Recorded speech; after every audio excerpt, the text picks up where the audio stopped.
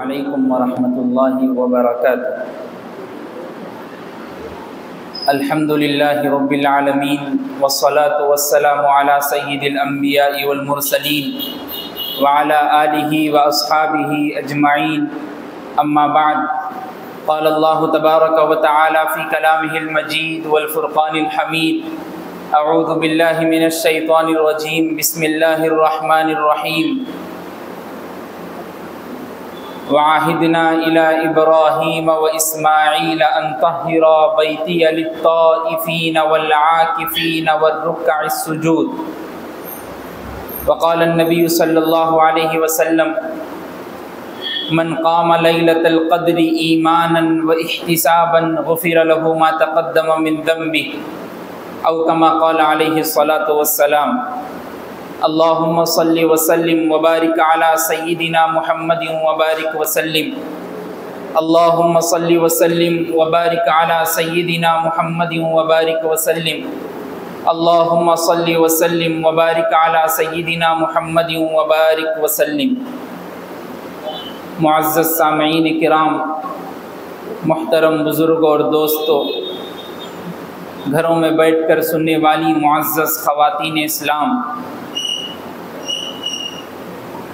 ابھی کچھ دنوں پہلے یوں محسوس ہوتا ہے کہ رمضان المبارک کے استقبال اور رمضان المبارک کے انتظار اور رمضان المبارک کے ویلکمنگ اور آنے کے استقبال میں ہم کھڑے ہوئے تھے، لیکن دیکھتے دیکھتے رفتہ رفتہ رمضان المبارک کا پہلا عشرہ بھی ختم ہو چکا، دوسرا عشرہ بھی آج اختتام پذیر ہو جائے گا، اور ہمارا معمول رمضان المبارک کے مہینوں سے زیادہ کھانے پینے میں مشغول، رمضان المبارک کے علاوہ کے مہینوں سے زیادہ شاپنگ میں معمول، رمضان المبارک کے عام مہینوں، رمضان المبارک کے مہینوں سے زیادہ عام حالات میں زندگی گزارنے میں مشغول۔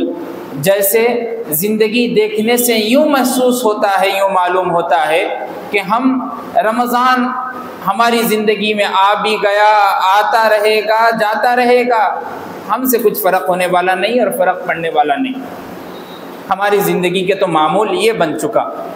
حالانکہ رمضان المبارک کی ایک ایک گھڑی، ایک ایک ساعت، ایک ایک منٹ، ایک ایک سیکنڈ، ایک ایک لمحہ زندگی کو بنانے کے واسطے کافی ہے۔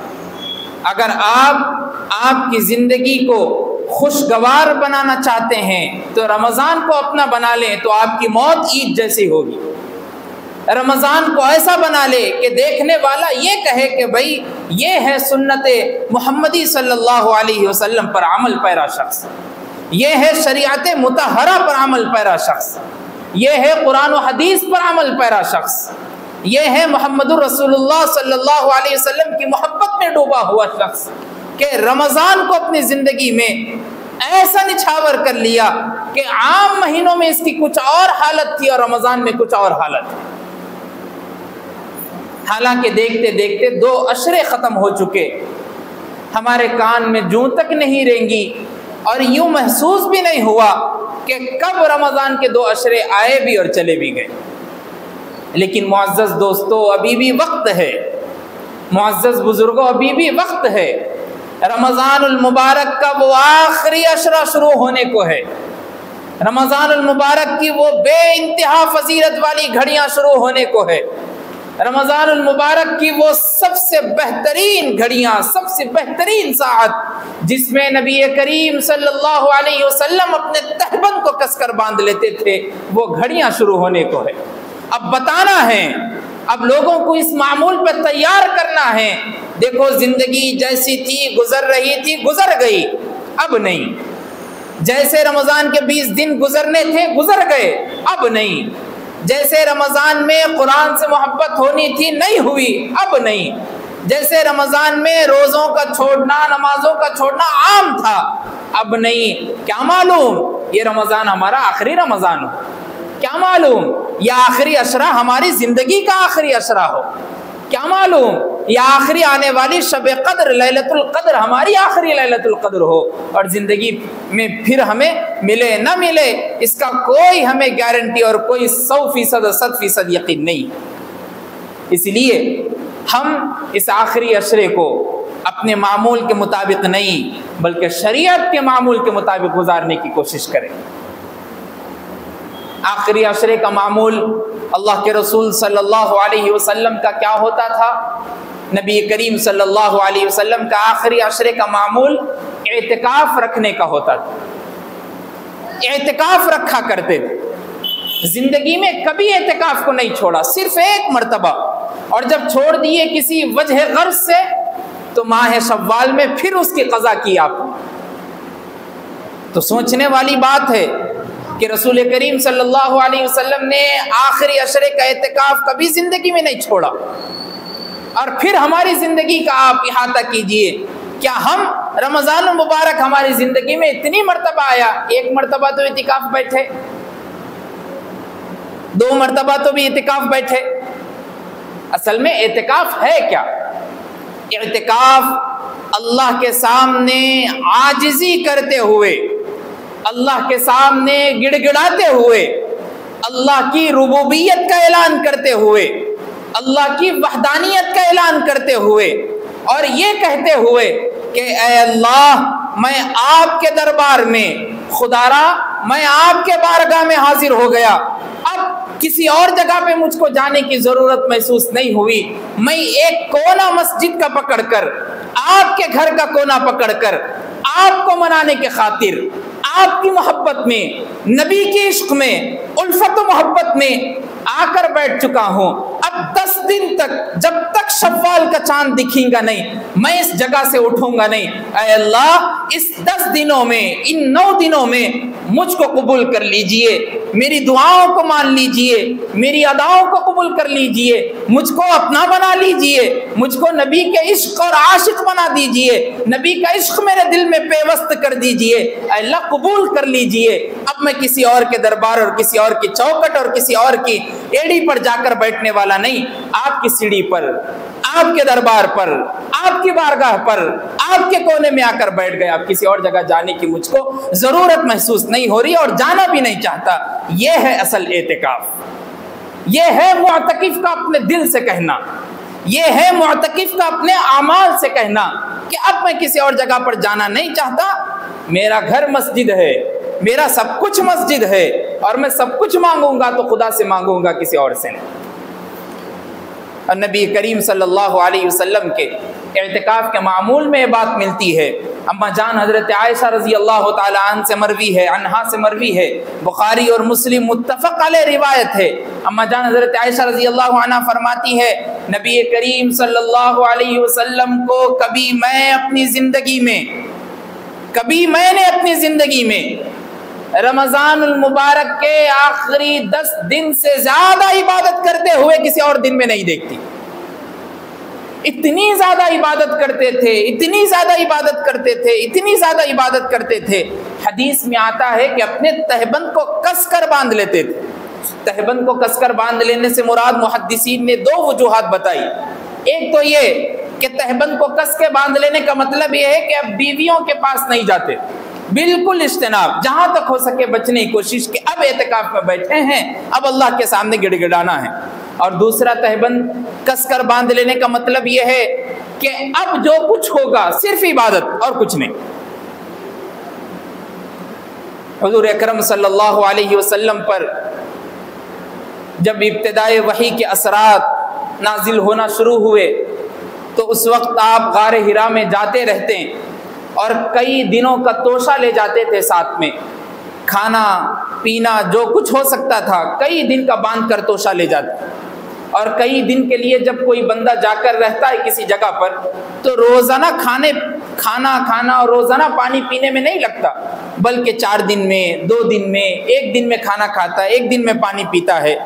ابتدائے وحی کے یہ حالات تھے، جب جا کر عبادت، ذکر میں اور اللہ کے قریب ہونے میں جب اللہ کے رسول صلی اللہ علیہ وسلم کامیاب ہو گئے تو اللہ تبارک و تعالیٰ نے جبرائیل امین علیہ الصلوۃ والسلام کو بھیج کر آخری نبی کو، آخری امت کو آخری کتاب کے پہلی آیت نازل کر دی اور کہا اقرا بسم ربک الذی خلق۔ محدثین کہتے ہیں یہ جو ابتدائی واقعات تھے وحی کے اور جو ابتدائی زمانہ تھا وحی کا، یہی بندوں کا رمضان ہے، یہی بندوں کا رمضان ہے۔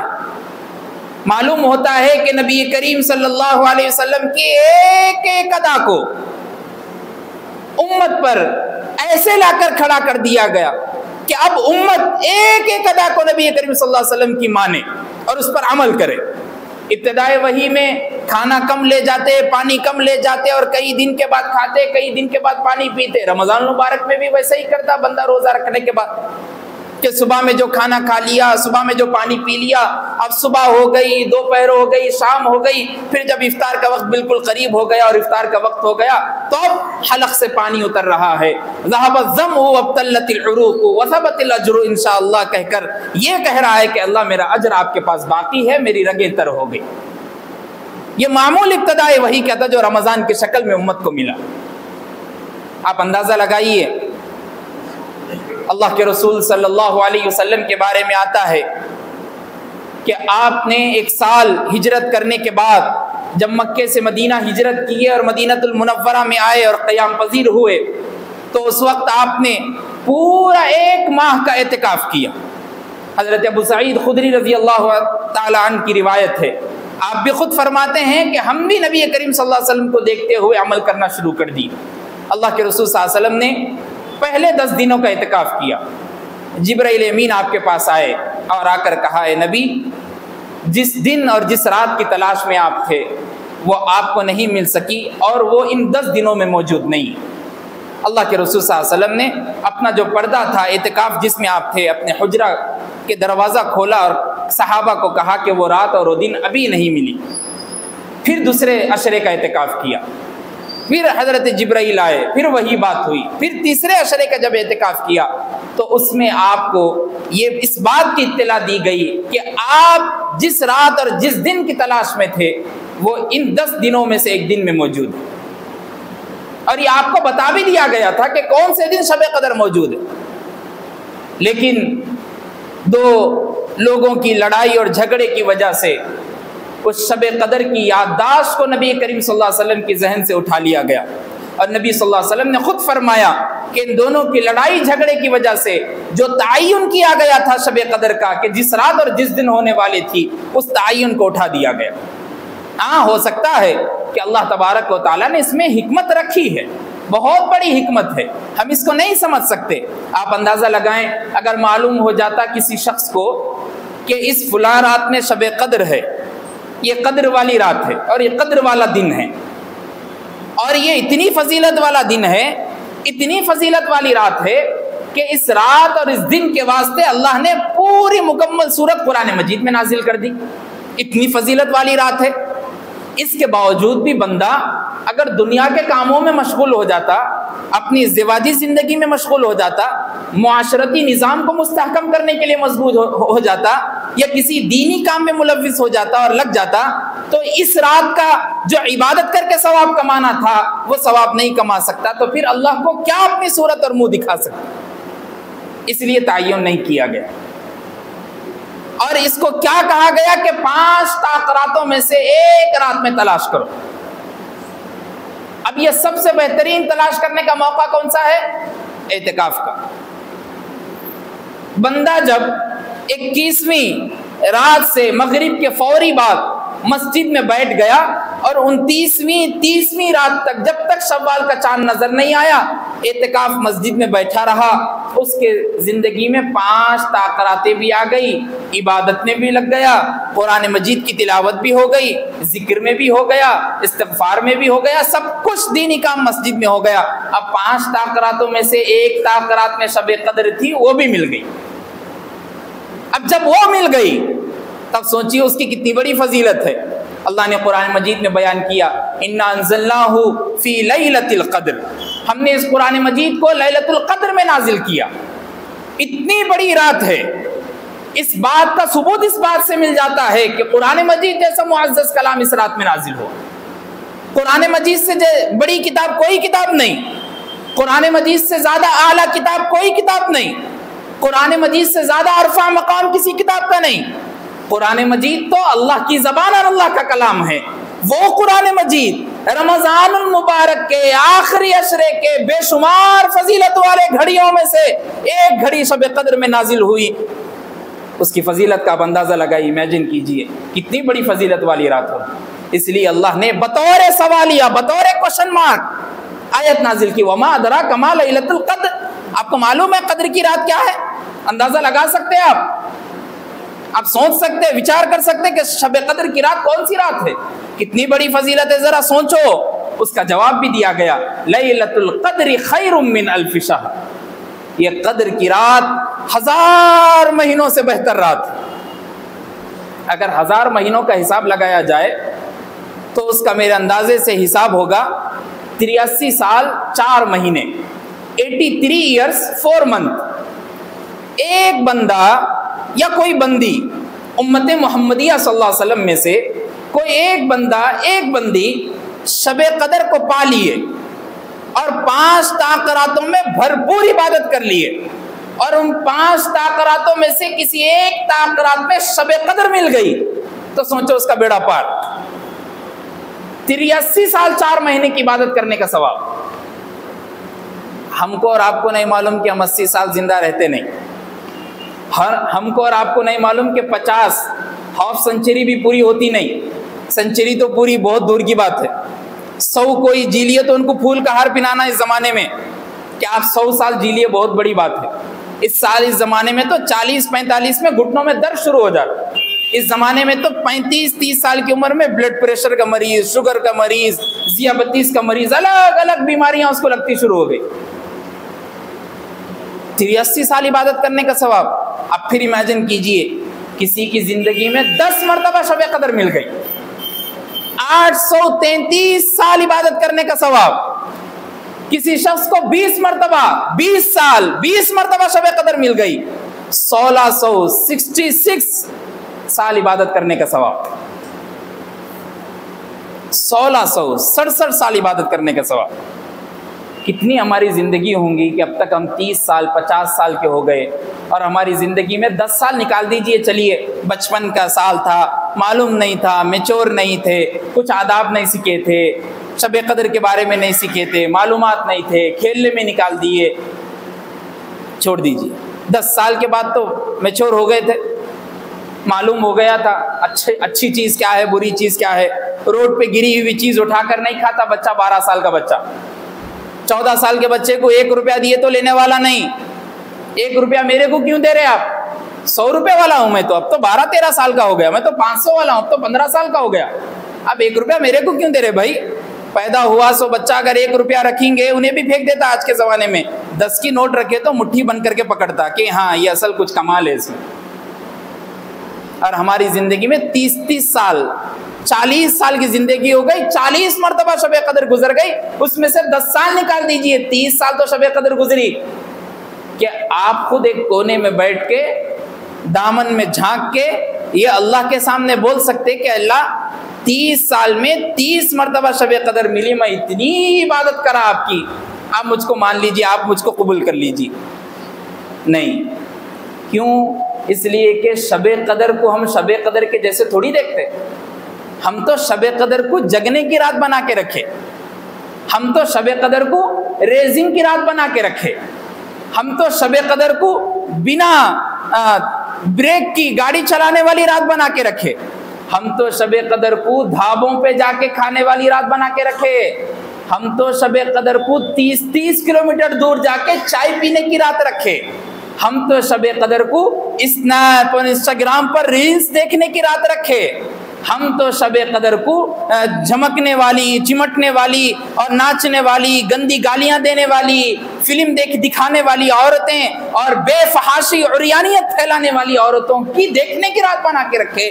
ہمارے جیسے گنہگاروں کی عبادت کہاں سے قبول ہوں گی آپ بتائیے؟ اور شب قدر کو پانے کے لیے صحابہ کرام رضوان اللہ علیہ مجمعین کی زندگی، خود نبی کائنات محمد رسول اللہ صلی اللہ علیہ وسلم کی زندگی کا معمول تو پڑھ کر دیکھیے۔ آپ کے حجرے سے نکلتے ہی نہیں جب تک آخری عشرہ مکمل نہیں ہوتا، شب قدر کو پانے کی اتنی محنت، اتنی مشقت، اتنی مشغولیت، اور ہم ان کے امتی ہو کر، گناہگار ہو کر، پھر بھی آوارہ پھر رہے۔ شب قدر جیسی عظیم رات کیوں دی گئی؟ اس کا شان نزول مفسرین کرام بیان کرتے ہیں کہ بنی اسرائیل میں ایک شخص تھا جس کو اللہ نے 1000 سال کی زندگی دی تھی۔ 1000 سال، آپ امیجن کیجئے 1000 سال اس کی زندگی تھی، اور عبادت کیسی کیا تھا؟ صبح میں 1000 سال تک روزے رکھتا تھا، رات میں کھڑے ہو کر نفل ادا کرتا تھا۔ 1000 سال صبح میں روزہ ہے، رات میں جو کتاب توریت نازل ہوئی اس کی تلاوت ہے، اور ساتھ ہی ساتھ نفل نمازیں جو بھی اس کا ذکر۔ صحابہ کے سامنے جب یہ واقعہ پیش آیا، معلوم ہوا، اللہ کے رسول صلی اللہ علیہ وسلم کی بارگاہ میں حاضر ہوئے، کہا اللہ کے رسول صلی اللہ علیہ وسلم، بنی اسرائیل کا یہ شخص، اور ہماری تو اتنی بھی عمریں نہیں، ہم کو تو 60 سال، 50 سال، 70 سال، 100 سال، 110 سال کی زندگی دی گئی۔ خود نبی کریم صلی اللہ علیہ وسلم کی زندگی 63 ایئرس کی لائف تھی۔ آپ امیجن کیجئے اتنی کم عمر، اور اوپر سے 1000 سال ہمارے سے پہلی والی امت۔ حضرت نوح علیہ السلام 950 سال تک دنیا میں توحید کے پیغام کو پہنچائے۔ حضرت لوط علیہ السلام کی قوم کا یہ عالم تھا کہ 500 سال کی عمر میں بچہ جوان ہوتا تھا۔ آپ امیجن کیجئے ان کی عمریں کہاں، ہماری عمریں کہاں۔ وہ 500 سال عبادت کرے تو ہم کا 50 سال عبادت کرے تو ان کے برابر ہوں گے۔ جیسے ہی نبی کریم صلی اللہ علیہ وسلم کے سامنے شکایت پیش آئی، اللہ تبارک و تعالیٰ نے فوراً نبی کائنات، محبوب رب العالمین، رب المشرق والمغرب کے محبوب محمد الرسول اللہ صلی اللہ علیہ وسلم کی امت کے واسطے ایک ایسی رات عبادت کے لیے اتار دی اور نازل کر دی، جو صرف ایک رات اگر عبادت کر لے گا 83 ایئرس 4 منتھ سے زیادہ عبادت کرنے کا ثواب اس کی زندگی میں لکھ دیا جائے۔ اس لیے معزز دوستو، بزرگوں، خاص طور پر اس رات کو پانے کے لیے اعتکاف بیٹھا کریں۔ اعتکاف بیٹھنے کے لیے سب سے بہترین جگہ مسجد حرام، اس کے بعد مسجد نبوی، اس کے بعد مسجد اقصی یروشلم فلسطین، اس کے بعد اپنے محلے کی جامع مسجد، اس کے بعد آپ جس مسجد میں نماز ادا کرتے 5 وقتہ، وہاں پر اعتکاف بیٹھیں۔ کئی محلے کے لوگ اس مسجد میں نماز ادا کرتے 5 وقتہ 5 ٹائم، لیکن اعتکاف کی جب بات آتی تو 5-10 کلومیٹر سفر کر اجتماعی اعتکاف میں جا کر بیٹھتے۔ حالانکہ اعتکاف اجتماعی نہیں، اعتکاف تو انفرادی ہے، اللہ سے بات کرنے کا ذریعہ ہے، اللہ سے ملاقات، اللہ سے محبت، اللہ سے الفت بڑھانے کا ذریعہ ہے۔ اجتماعی اعتکاف میں جائیں گے تو یہ کام کم ہوگا، کھانے پینے کے مشن زیادہ ہوں گے۔ صبح میں کیا ڈش بن رہی، لنچ میں کیا ہے، آفٹرنون کیا دے رہے، بریک فاسٹ میں کیا دے رہے، ڈنر میں کچھ نیا ہے نہیں ہے، ارے اس پہ اکتفا ہو جا رہا، افطار سے کچھ نہیں ہوتا میرا، اپن 4 دوستاں یہیں بیٹھے ہوئے اجتماعی میں، یہاں سے پیرامنٹ کالونی زیادہ دور نہیں ہے، ٹولی چوکی زیادہ دور نہیں ہے، مہدی پٹنم زیادہ دور نہیں ہے۔ میں ویڈیو دیکھا ایک فوڈی کا، ولاگر دیکھا، میں ایک ولاگ دیکھا ولاگر کا، وہاں پہ جائیں گے بائی 1 گیٹ 1 فری ہے، پوری سحری مفت ہے، بالکل جا کے سحری کھا کے آئیں گے۔ ان کو یہ بھی نہیں معلوم ہو رہا کہ میرا اعتکاف ختم ہو گیا مسجد سے نکلتے نکلتے، کیونکہ انہوں تو انجوائے کرنے کے واسطے آئے اجتماع میں۔ اعتکاف اجتماعی نہیں، انفرادی ہے، اور خاص طور پر رمضان المبارک کا آخری عشرہ خاص مخصوص عبادت کرنے کا عشرہ ہے، مخصوص عبادت کرنے کا۔ اللہم انک عفو تحب العفو فاعف عنی، اللہ آپ معاف کرنے والے ہیں، معافی کو پسند کرتے ہیں، بس مجھ کو معاف کر دیجیے، معاف کر دیجیے، معاف کر دیجیے۔ معافی مانگنے کے 10 دن ہیں، یاد رکھیے اگر اللہ سے اب معافی نہیں مانگے، جسم سے روح نکل گئی، کپ کپی طاری ہو گئی، لرزہ طاری ہو گیا، آخری سانسیں حلق سے نکلنے کے قریب ہے، اور اس وقت کلمہ نصیب نہیں ہوا، اس وقت اللہ کی محبت میں ڈوبے نہیں، اس وقت ملک الموت آ کر روح کو ایسے نکال رہا ہے جیسے کینہ پرور، بغض والا، عناد والا، گنہگار، فاسق، فاجر کی روح کو نکالا جاتا ہے، تو پھر یاد رکھیے رمضان زندگی میں 10 بھی آئے ہوں گے، 10 حج بھی کرے ہوں گے، 10 عمرے بھی کرے ہوں گے، 40 مہینے 40 سال بھی جماعت میں نکالے ہوں گے، کوئی فرق پڑنے والا نہیں، جب تک نیت خالص نہیں ہوگی۔ یہ جو کچھ میں عبادت کر رہا ہوں، رضا الہی، رضا رب کو راضی کرنا ہے، کسی کو دکھاوا نہیں۔ میں 2 عمرے 2 حج کیا، کسی کو دکھانے کی ضرورت نہیں۔ آپ اندازہ لگائیے، آخری 10 دن کے اعتکاف کرنے والے کے بارے میں روایت ملتی ہے ترمذی شریف کی، جس نے آخری کے 10 دن کا اعتکاف کیا، اللہ تبارک و تعالیٰ اس کو 2 مقبول حج، 2 مقبول عمرے کا ثواب لکھ دیتے ہیں۔ کون نہیں جانا چاہتا مقبول حج کے لیے؟ بتائیے، آج کے زمانے میں تو حج کے لیے جانا اور مشکل، اتنا پیسہ لانا، اتنا اپنے پاس اماؤنٹ رہنا کہ جانے کے لیے، وہ الگ بات ہے کہ اللہ بلا لے، وہ ان کی شان ہے بلانے کے لیے بیٹھے، جیب میں چونی نہ ہو تو پھر بھی چلے جائیں، جیب میں کروڑوں ہو، بلانے کے لیے نہ بیٹھے تو پھر بھی نہ جا سکتے۔ 10 دن کا اعتکاف کر لیے، 2 مقبول حج، 2 مقبول عمرے۔ اور ایک اور روایت میں بات ملتی ہے کہ جس نے رمضان المبارک کے آخری عشرے میں سے صرف 1 دن کا اعتکاف کیا، 1 دن کا، اس کے سارے پچھلے گناہوں کو معاف کر دیا جائے، گناہ صغیرہ۔ اور کیا ہونا ہے ہمیں بتائیے آپ، اتنا بہترین گناہوں سے معافی مانگنے کا مہینہ ہے، اور ہم کسی اور جگہ پہ ہیں۔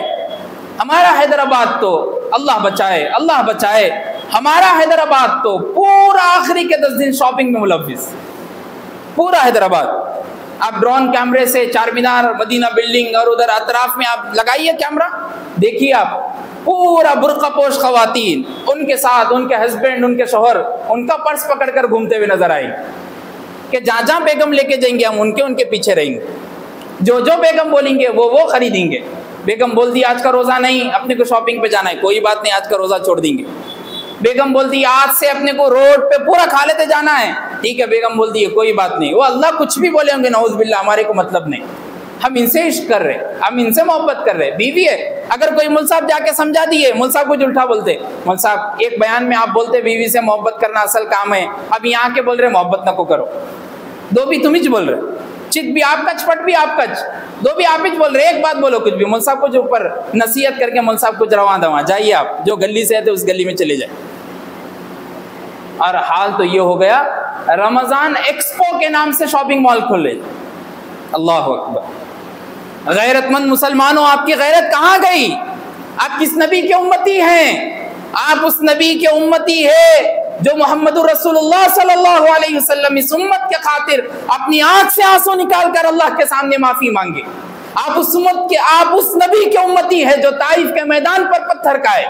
آپ اس نبی کے امتی ہیں جو کئی مہینے تک، کئی سالوں تک مکہ اور مدینہ کو چھوڑ کر کسی اور جگہ پر جا کر آپ رہے، اور کچھ جگہ پر کھانے کے لیے کچھ نہیں، پینے کے لیے کچھ پانی میسر نہیں۔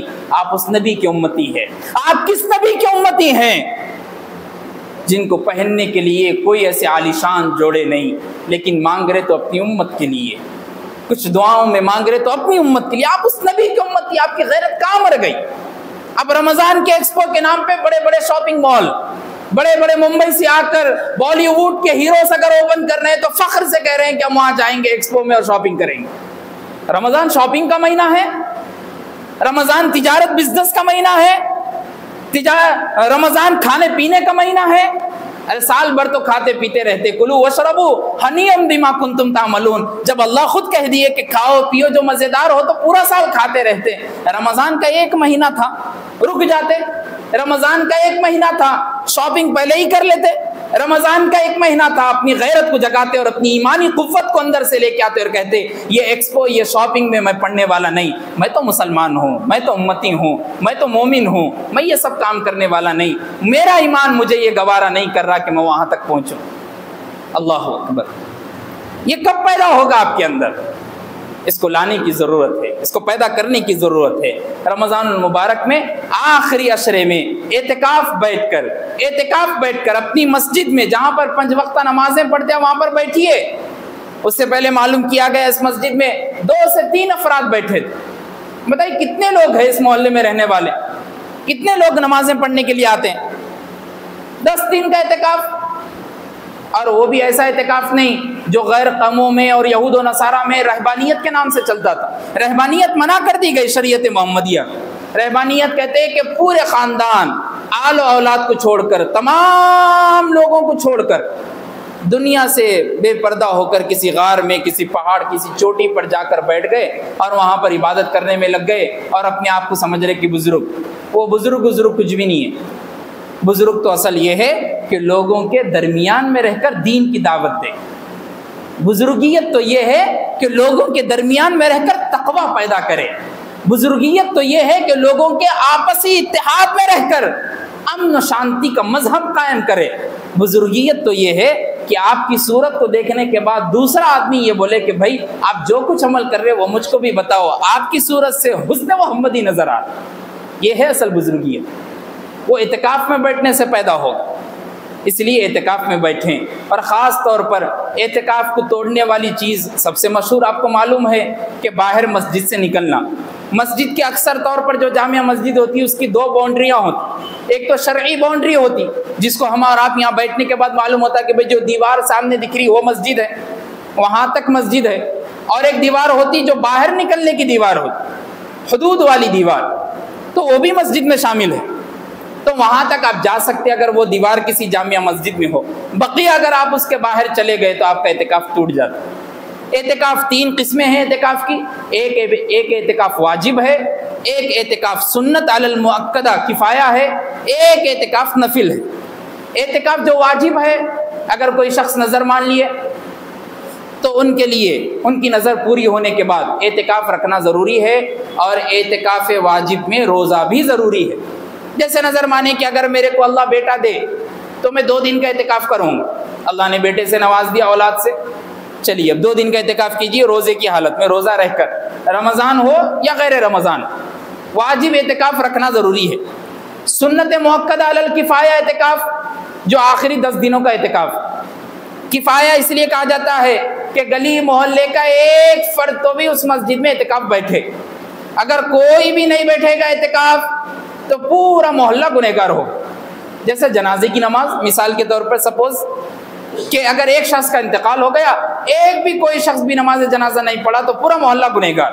ایک شخص پڑھ لیا نماز جنازہ, پورے محلے کی طرف سے ادا.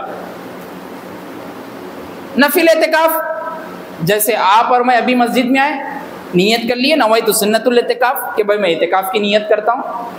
جب تک آپ مسجد میں رہیں گے 5 منٹ 10 منٹ 20 منٹ آدھا گھنٹہ 1 گھنٹہ آپ معتکف ہے. جیسے ہی مسجد سے نکلیں گے اعتکاف ختم. یہ 3 قسمیں ہیں اعتکاف کی.